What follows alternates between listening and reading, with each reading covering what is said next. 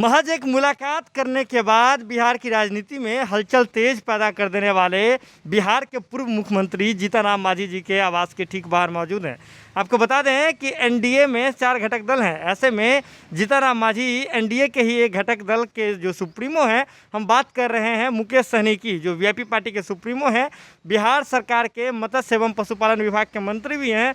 उनसे मुलाकात करके बिहार की राजनीति में हलचल तेज पैदा कर दी।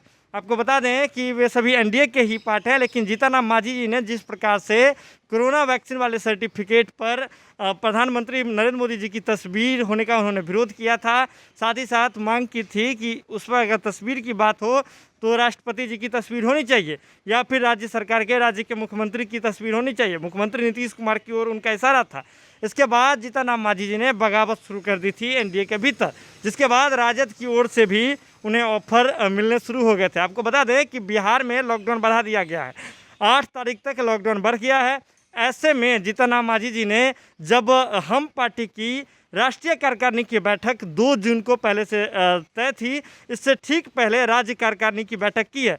राज्य कार्यकारिणी की बैठक चल रही थी, इसमें बहुत सारे जो फैसले लिए गए हैं हम पार्टी की ओर से, हम पार्टी ने अपने सभी फैसलों को सुरक्षित रखा है। चुप्पी तोड़ने से मना कर दी गई है, कोई चुप्पी तोड़ने के लिए तैयार नहीं है। हम पार्टी की ओर से जीतनराम मांझी जी आनन फानन में यहाँ से चले गए थे, गया की ओर रुक कर गए थे, जिसके बाद जब वो लौटेंगे तो ऐसा माना जा रहा है कि लौटने के साथ ही बिहार की राजनीति में कुछ बड़ा बदलाव हो सकता है।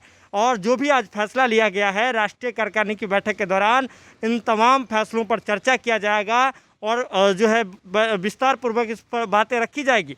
आपको बता दें कि जीतनराम मांझी जी फिलहाल आवास के भीतर नहीं है, लेकिन आज जो बैठक हुई है इससे सबकी निगाह जो है आज हम पार्टी की ओर से राज्य कार्यकारिणी की जो बैठक हुई है उस पर सबकी निगाह टिकी हुई है।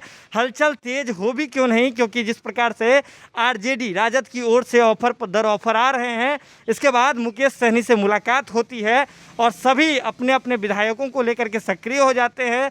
हम पार्टी में इमरजेंसी मीटिंग होती है, राज्य कार्यकारिणी की बैठक की जाती है राष्ट्रीय कार्यकारिणी की बैठक से ठीक पहले, जिसको लेकर के सभी का नज़र जो है हम पार्टी पर टिका हुआ है, जीतनराम मांझी पर टिका हुआ है। जीतनराम मांझी जी इमरजेंसी में मूव किए हैं, क्या चल रहा है भीतर खाने में इसको पर सबकी नज़र बनी हुई है।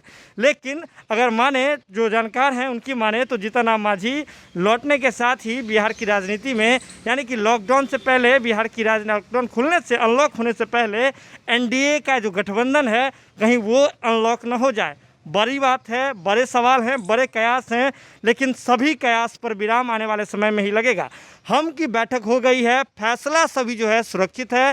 जीतनराम मांझी जी जो कि बिहार के पूर्व मुख्यमंत्री हैं, उनके आवास के ठीक बाहर हैं और जो भी फैसला हुआ है सब पर चुप्पी रख ली है, चुप्पी साध रखी है हम पार्टी के कार्यकर्ताओं ने, हम पार्टी के पदाधिकारियों ने। देखिए जो क्या होता है, क्या अनलॉक से पहले एनडीए का गठबंधन अनलॉक हो जाएगा या फिर सारी बातें जो है कयास सिद्ध होगी।